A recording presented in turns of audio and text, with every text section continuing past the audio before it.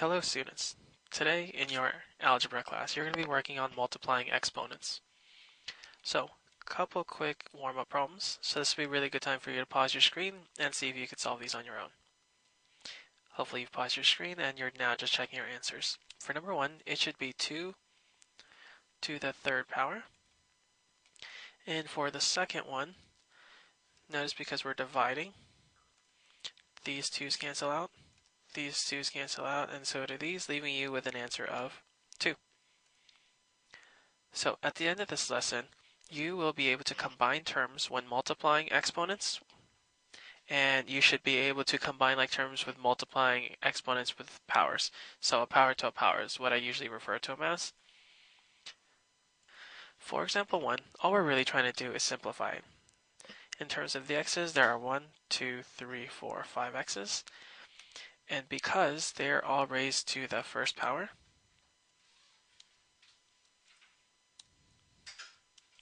what we really have here is x to the first power, x to the first power, x to the first power, multiple times. So let's just model that real quick. In all of these, we have 1, 2, 3, 4, 5. This becomes x to the fifth power, and that's our answer. Example 2, we have x squared times x to the fifth. Slightly more spicy than the rest of them, so what we're going to do is we're going to break them down. So x squared, you notice, is in red, x to the fifth is in blue. So when we break it down, x squared is the equivalent of x times x, and x to the fifth is x times x times x 5 times.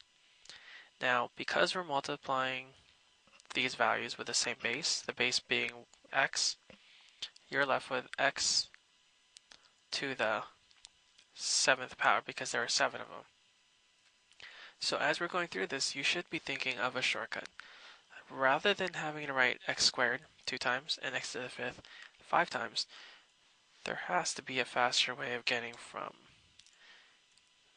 here, x squared times x to the fifth, to x to the 7th without having to write each one down individually. So let's try example 3. Example 3 is x to the 4th times x squared, or x cubed. We break it down, we get x 4 times and x 3 times. And that also gives us x to the 7th power. Okay, and for example 4, same idea. We have x to the 5th times x to the negative 6th. So hopefully by now you've realized that when we multiply exponents with the same base, you probably want to write this note down. When multiplying exponents with the same base, we add their exponents and leave the base alone. So x to the a, for example, times x to the b would be equal to x to the a plus b.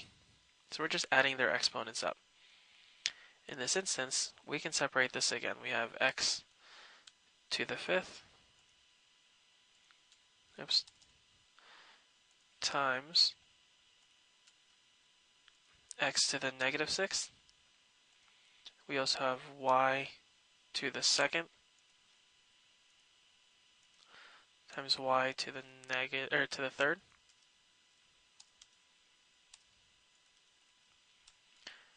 Now, because we just looked at that note, we should know that this is y to the 2 plus 3, which is 5. And the x should be x to the 5 plus negative 6 is negative 1.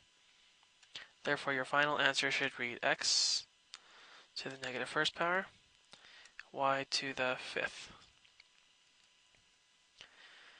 Next part, we have anytime you see x squared and then in parentheses you see another power, we call this x squared quantity to the 3rd power. And quantity tells us how many we actually have.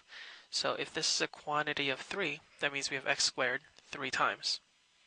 So when you look at example 1, You can break it down like we did in the second line, and that gives us x to the 2 plus 2 plus 2, which is equal to x to the 6th power. Again, you should be thinking shortcuts. How did we get from the second line? How can we simplify it for the first? Example 2, we have that same quantity 4 times. We end up with 2 times 2 times 2 times 2, which is 16. X to the 12th power. So hopefully you're noticing by now, and please make sure you write this note down. When multiplying exponents with a power to a power,